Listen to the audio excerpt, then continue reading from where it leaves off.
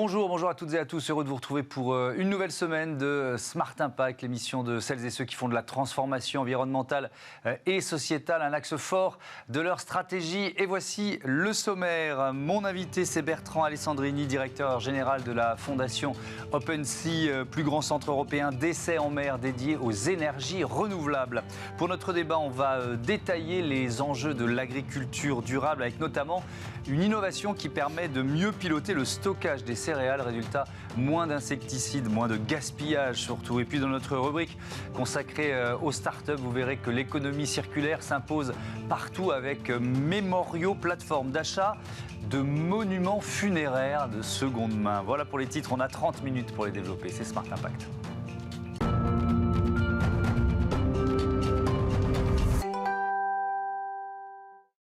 Bonjour Bertrand Alessandrini, bienvenue. Bonjour. Vous êtes donc le directeur général de cette fondation OpenSea, toute jeune fondation. La création a été officialisée il y a un mois. C'est quoi OpenSea ? OpenSea, alors d'abord, c'est une fondation effectivement qui vient d'être créée et c'est un centre d'essai, de test pour les dispositifs d'énergie marine renouvelable, et au premier rang desquels les éoliennes offshore, les éoliennes flottantes. Et nous, ce qu'on met à disposition, c'est des portions de mer connectés au réseau électrique, instrumentés, de façon à venir tester les premiers prototypes, les prototypes les plus innovants, un petit peu, si on veut faire une comparaison avec l'aéronautique, comme on ferait les premiers vols d'un nouvel Airbus, par exemple. Et nous, on fait les premiers vols des éoliennes flottantes, on fait les premiers vols des dispositifs qui vont faire de l'hydrogène en mer, on fait les premiers vols des dispositifs qui vont récupérer l'électricité avec l'énergie de la houle. Voilà en gros notre activité. Où et comment seront réalisés ces essais quand vous dites des portions de mer ? Ces portions de mer, ce sont des concessions de l'État qui font quelques kilomètres carrés. On en a 5 au démarrage, mais on pourra en avoir plus. Qui sont répartis sur les façades maritimes de l'Hexagone, en Atlantique et en Méditerranée, en Bretagne, au large des Pays de la Loire, également au large de Marseille. Donc on a des zones qui sont dédiées à ces expérimentations. Qui étaient déjà équipées ou il a fallu les équiper pour créer Non, il y en a certaines qui sont équipées, qui ont été équipées par d'autres acteurs. Par exemple EDF, par exemple l'École centrale de Nantes, qu'on vient regrouper dans cette fondation, qui va récupérer l'ensemble de ces actifs. Et puis on va créer, ab initio, d'autres sites. Par exemple le site au large de Marseille, qui s'appelle Mistral, qui a un nom, mais qui n'a aujourd'hui qu'un nom et une autorisation de l'État. On va l'équiper de dispositifs pour venir faire ces tests. Alors, les équipements, quand même, pour fixer les idées, ça représente une vingtaine de millions d'euros d'investissement. Oui, quand même. C'est pas rien. C'est quand même un investissement important. Vous en avez cité quelques-unes, mais quel progrès vous cherchez à faire ? Vous parlez, je crois, de dérisquer des projets ou des innovations. Ça veut dire quoi, ça ? Alors, il y a beaucoup de choses. Par exemple, on parle beaucoup des impacts de ces dispositifs, en particulier les impacts environnementaux, les impacts visuels, les impacts sur la faune, sur la flore, etc. Donc nous, on va d'abord mesurer ces impacts. On va les publier, c'est-à-dire que ça sera à la disposition des chercheurs, à la disposition du grand public, et on va chercher à les minimiser. Donc ça, c'est par exemple un premier enjeu. Évidemment, un second enjeu, c'est que ces dispositifs, il va falloir les optimiser. Les éoliennes, pour ne parler que des éoliennes que l'on installera en 2035, en 2040, en 2050, au large des côtes françaises, ce ne sont pas celles qui existent aujourd'hui. Elles seront plus efficaces ? Elles seront plus efficaces, le coût de l'électricité sera plus faible, et donc on a besoin d'améliorer, entre guillemets, la compétitivité de ces produits, de la même façon qu'une automobile d'aujourd'hui, ce n'était pas une automobile d'il y a 10 ans. Bien sûr. Exactement la même chose pour cette filière. Est-ce qu'il y a des innovations dont on ne parle pas dans le grand public et qui sont déjà dans vos tiroirs, là, dans les tuyaux ? Alors des innovations, il y en a vraiment tous les jours, parce qu'on est vraiment sur une filière mondiale qui démarre. Il y a des investissements au niveau mondial qui sont gigantesques. Mais ce qu'il faut comprendre, c'est que ces dispositifs, il y a beaucoup de choses qu'on ne voit pas, parce que c'est sous-marin. Et donc, par exemple, il y a beaucoup d'innovations sur les ancrages. On ne les voit pas. On a l'impression que l'éolienne, elle est là, elle est au milieu de l'eau. Mais en fait, comment on les ancre ? Comment sont conçues les fondations pour celles qui sont posées ? Il y en a qui sont flottantes, donc comment on les ancre ? Sur ce qu'on appelle les ombilico-électriques, c'est-à-dire le câble électrique qui va relier l'éolienne au réseau terrestre. Comment tout ça, ça va résister aux conditions océaniques, aux vagues, aux courants, parce que tout ça, ça va bouger. Aujourd'hui, on ne sait pas concevoir d'une façon encore totalement suffisamment fiable, par exemple, des câbles électriques. Donc beaucoup d'innovations qu'on ne voit pas. De l'innovation sur les turbines elles-mêmes, vraiment augmenter la puissance de ces turbines. On est parti de quelques mégawatts, 2-3 mégawatts pour les éoliennes il y a quelques années. On va dépasser les 20 mégawatts dans 10 ans. Donc derrière, il y a des innovations extrêmement fortes. Vous portez, je crois, ce projet depuis 3 ans, c'est ça, au moins. Pourquoi il est enthousiasmant ? Faites-nous partager finalement votre engagement dans ce projet. Alors, en fait, sur ce sujet-là, c'est-à-dire celui de l'expérimentation en mer et celui des sites d'essai, on travaille, j'allais dire, collectivement avec un certain nombre de collègues depuis une quinzaine d'années. Ouais. Et on a vu arriver cet avènement de l'éolien offshore, on a vu arriver cet avènement des énergies marines renouvelables, et on a travaillé dans un premier temps séparément, tout en se connaissant, tout en partageant notre expérience. Et donc, moi je suis ici de l'école centrale de Nantes, je travaillais au large du Croisic, on avait des collègues qui travaillaient au large de Paimpol-Bréhat, des collègues qui travaillaient au large de Marseille, comme je l'ai dit. Et effectivement, il y a 3 ans, en septembre 2020 exactement, peut-être que le Covid a joué dans cette initiative. On s'est dit, bon là c'est le bon moment, il faut qu'on monte en puissance. On a de quoi créer un centre d'essai visible dans le monde en fait. Mais il faut qu'on rassemble nos forces, il faut qu'on rassemble nos sites, donc il faut qu'on se mette en cohérence. Pardon, je c'est plus qu'un partenariat puisqu'on regroupe dans une forme juridique. Public-privé d'ailleurs, il y a des acteurs des deux. Il y a des régions, il y a des grands acteurs économiques, évidemment. Le financement de tout ça, il est important. Ça représente à peu près 500 millions d'euros de projets dans les 10 prochaines années, un demi-milliard. C'est pas rien. Il y a des fonds publics et il y a des fonds privés. Les fonds publics, ils proviennent de l'Europe, ils proviennent de l'État, France 2030, ils proviennent évidemment des régions, qui sont concernés sur les territoires sur lesquels il y a les sites d'essai. Et puis, ils proviennent évidemment des industriels, en particulier ceux qui soutiennent ce projet de fondation, et également ceux qui vont tester leur prototype. Ce sont des grands groupes énergétiques. Alors, il y a les grands énergéticiens, on retrouve Total Énergie, on retrouve EDF, on retrouve RTE, et puis on retrouve des ETI aussi, comme Valeco ou Valorem, qui ont démarré dans l'éolien terrestre, par exemple, et qui aujourd'hui ont également rejoint ce projet. On retrouve aussi un organisme de recherche comme l'IFREMER, un institut de recherche comme France Énergie Marine, puis des universités. Et puis tout ça, ça va vivre. On démarre aujourd'hui, ça va s'accroître. On va accroître le nombre de partenaires, le nombre de fondateurs. J'ai vu qu'il y avait aussi une ou des associations de défense de l'environnement représentées au conseil d'administration. Oui. Alors, une fondation... je me suis dit c'est super, et en même temps, comment ça va cohabiter avec les grands énergéticiens ? C'est l'idée initiale, en fait. L'idée initiale, c'était bien de créer une infrastructure dite de recherche qui va partager ses résultats avec le public, avec les chercheurs, et donc de ne surtout pas être piloté... Justement, on a parlé des grands énergéticiens, de ne surtout pas être piloté par Total, par EDF ou par même un consortium d'industriels. Donc, dans le conseil d'administration, en fait, ces fondateurs ont accepté d'être minoritaires. On a un conseil d'administration 23 membres. Ils représentent 7 voix sur les 23. Et à côté d'eux, on va retrouver des chercheurs, on va retrouver des territoires et des régions, on va retrouver des associations de défense de l'environnement, on va retrouver les pêcheurs. On va retrouver tout ce monde-là. Ça promet quelques débats, on va dire, engagés. Voilà, les discussions...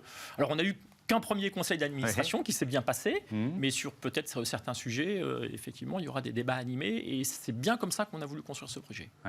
La France, elle a, vous les avez cités, plusieurs façades maritimes, et pourtant, alors je vais rester sur l'éolien offshore, on est quand même encore, même si ça accélère, très en retard sur l'éolien offshore. Comment vous l'expliquez ?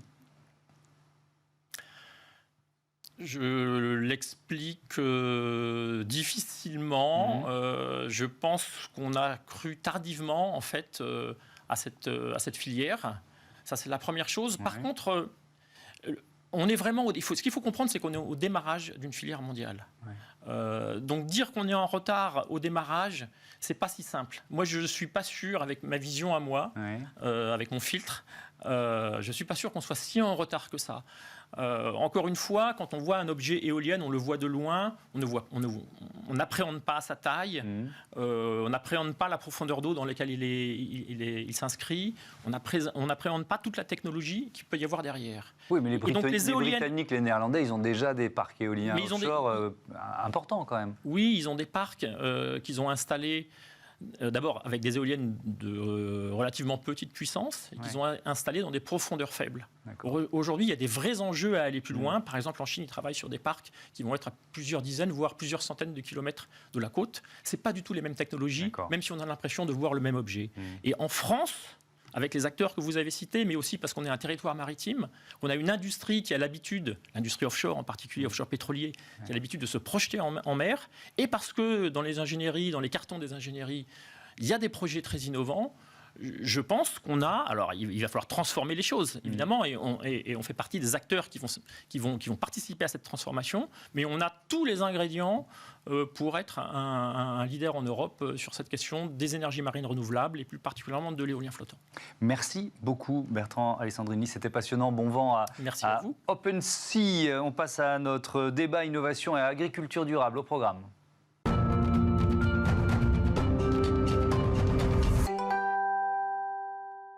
C'est le débat de ce Smart Impact. Je vous présente mes invités ici en plateau. Félix Bonduel, bonjour. Bienvenue. Vous êtes le cofondateur et directeur général de Javelot. Et puis avec nous en duplex, en visioconférence, Joël Limousin, président de la Chambre d'agriculture de Vendée. Bonjour.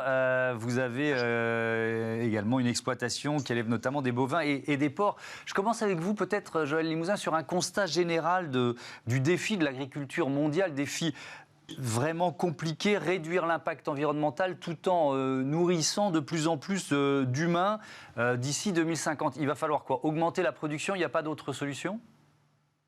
Si on regarde sur un plan mondial, nous n'avons pas d'autre solution que d'augmenter la production de denrées alimentaires, donc la production agricole, avec un vrai paradoxe à gérer, c'est le changement climatique qui met beaucoup de difficultés dans certaines situations avec sécheresse, excès d'eau, et 2022 nous a apporté quand même un certain nombre d'éléments là-dessus.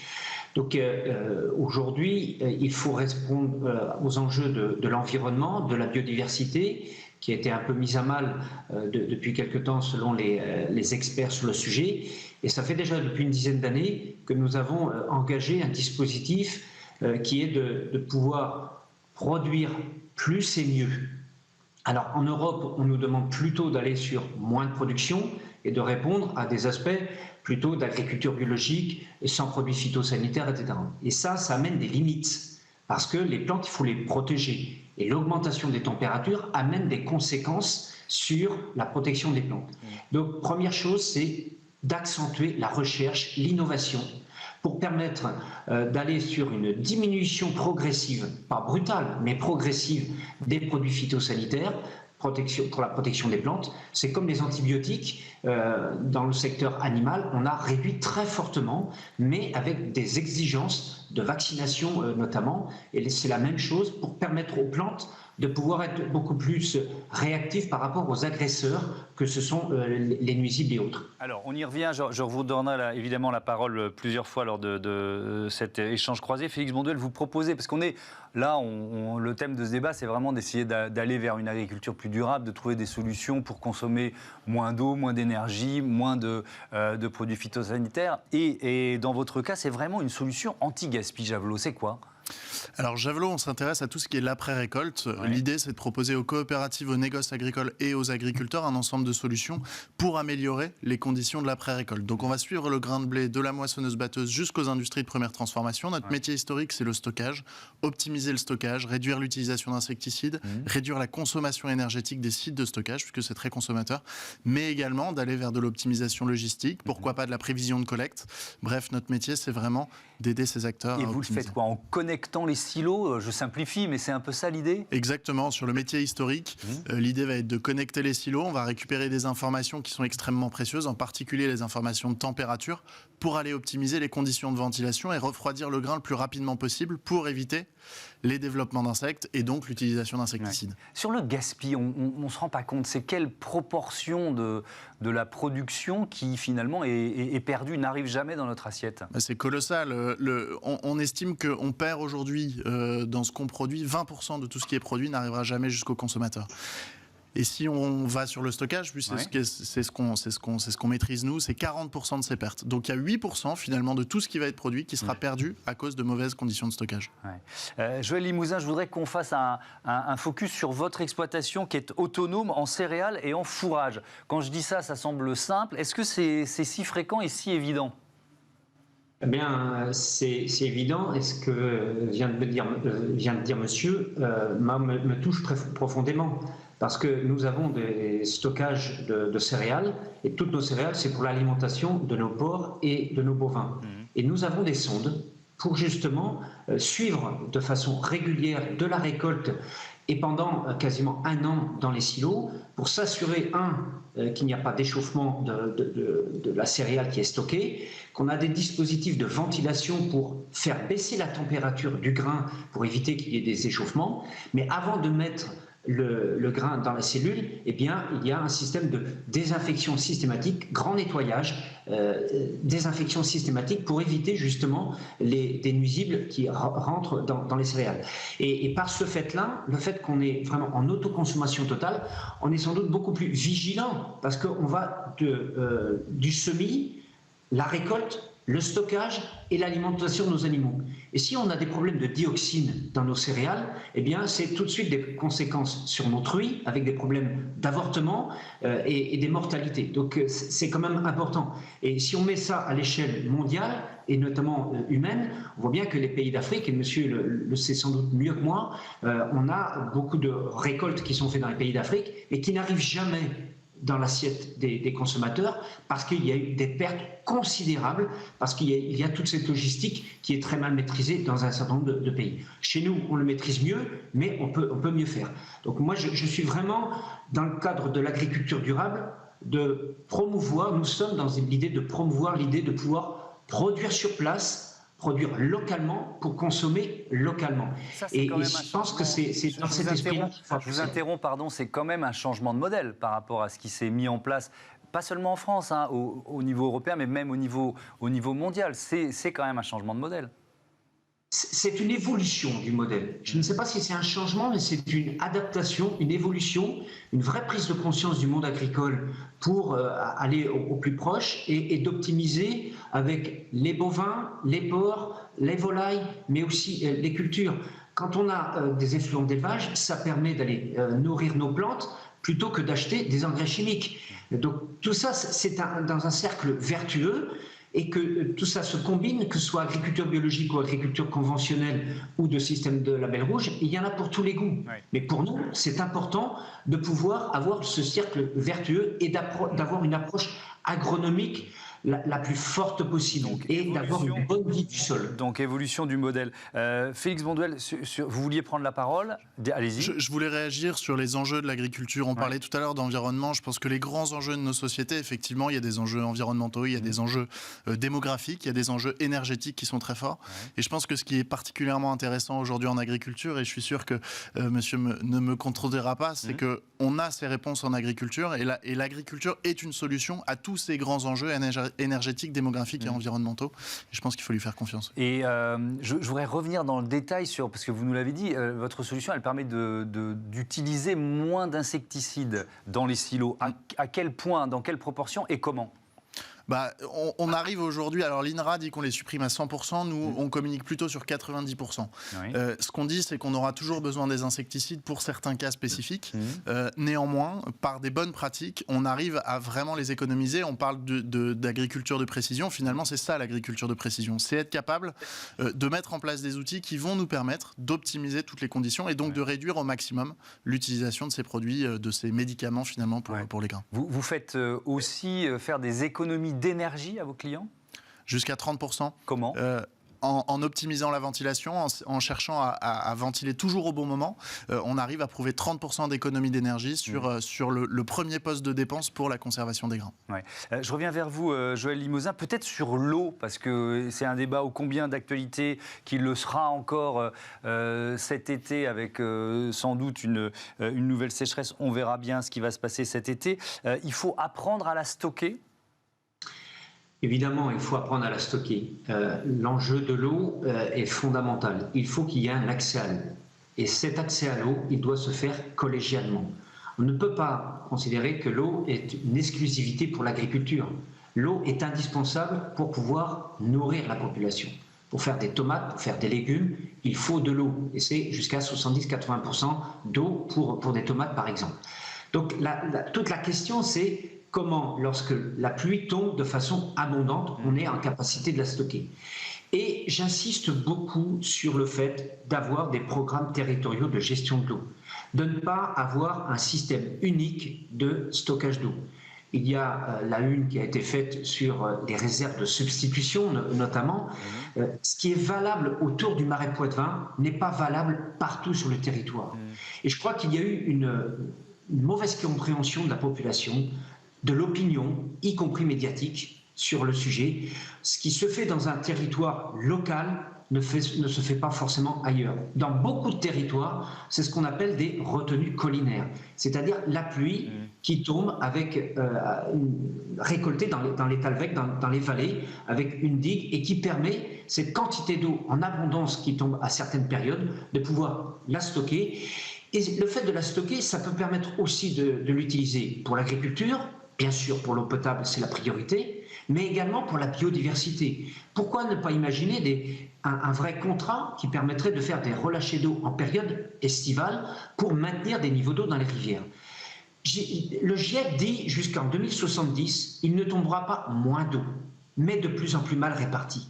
Et ça, je crois qu'il faut que tout le monde l'intègre, de se dire, est-ce qu'on est en capacité, soit en hiver, soit sur le printemps, lorsqu'il y a des pluies abondantes, de pouvoir la stocker et l'avoir à disposition pendant les 3 ou 4 mois d'été en particulier. Ouais. Et cet enjeu, c'est vraiment l'accès à l'eau qui est fondamental pour tout un chacun. Merci beaucoup Joël Limousin. Félix Bonduel, je termine avec vous. Javelot vient de lever 10 millions d'euros. La stratégie, c'est quoi? C'est de se développer à l'international, que vos solutions passent les frontières le plus possible? Entre autres, on a 3 grands enjeux. Alors, c'est le développement en France, même s'il est très bien engagé. On est à plus de 15% de la production française qui est déjà surveillée et accompagnée par Javelot. On a le développement à l'international. J'étais il y a quelques jours en Allemagne pour finaliser l'ouverture de la filiale là-bas. Et puis, on a le développement de nouveaux services. Les coopératives, les négoces et les agriculteurs nous demandent de les accompagner sur un certain nombre de sujets de l'après-récolte qui sont assez peu traités finalement. Et donc, on investit massivement en R&D pour pouvoir développer des nouveaux services et optimiser tous ces maillons de la chaîne de l'après-récolte. Voilà, avec des économies en grains, en insecticides et en énergie potentielles à faire. Les économies, c'est le principal levier dans la mesure où un grain, une fois qu'il est récolté, c'est dur de lui faire gagner en qualité, mais on peut l'aider à ne pas en perdre. Merci beaucoup à tous les deux d'avoir participé à ce débat dans ce Smart Impact. On passe à notre rubrique consacrée aux startups avec une idée surprenante de seconde main.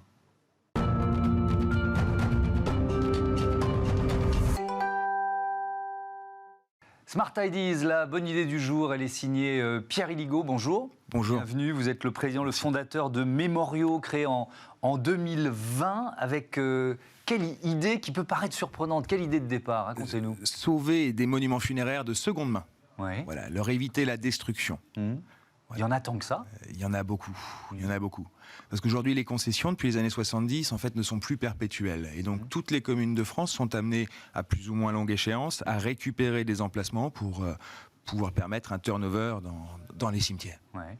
Et donc, comment vous récupérez ces monuments? Qui vous y autorise d'une certaine façon? Parce que c'est une question qui est centrale. Et puis ensuite, vous nous expliquerez comment vous les remettez à neuf. Mais déjà, cette matière première, comment vous la récupérez? Alors, il y a plusieurs biais, soit directement par les communes qui ont envie de mettre en place une stratégie écologique et une stratégie sociale, soit aussi par les sociétés de BTP, donc sociétés spécialisées dans l'exhumation et le réaménagement de cimetières. On travaille avec la plupart aujourd'hui au niveau national, qui vont s'engager auprès des communes à récupérer X monuments et à traiter X concessions par an. Comment vous les remettez à neuf, ces monuments funéraires? Alors, aujourd'hui, pour une question de coût, ce qu'on s'engage à faire, c'est à dépersonnaliser le monument pour sa sortie du cimetière. Ça se fait de façon assez simple, hein. On meule la partie non, et on a la possibilité, si le client le souhaite, de renvoyer la stèle en atelier pour repolir et rénover l'ensemble de la stèle pour pouvoir la regraver. Mais le principe de base, c'est de repositionner une plaque en lieu et place des noms qui étaient présents. Comment cette idée vous est venue? Alors, l'idée vient d'un choc personnel. J'étais dans mon cimetière familial, il y avait la tombe de mon grand-père et puis la tombe de son frère et de sa belle-sœur qui n'avaient pas d'héritier. L'emplacement n'avait pas été perpétué. Et en y allant un jour, à la place de ce monument, il y avait un tas de sable. Donc choc. Et je me suis là posé la question, je me suis renseigné autour de moi, puis à Nantes, puis sur les communes autour de Nantes, donc une micro-étude de marché, pour savoir qu'en fait, ce monument-là avait été vendu. Donc il y a des initiatives locales qui existent déjà pour la revente de ces monuments-là, mais je me suis rendu compte que rien que sur la région nantaise, il n'y avait pas de constante. Et que certaines communes procédaient à leur destruction, là où d'autres les revendaient, soit en direct, soit par le biais de ventes aux enchères.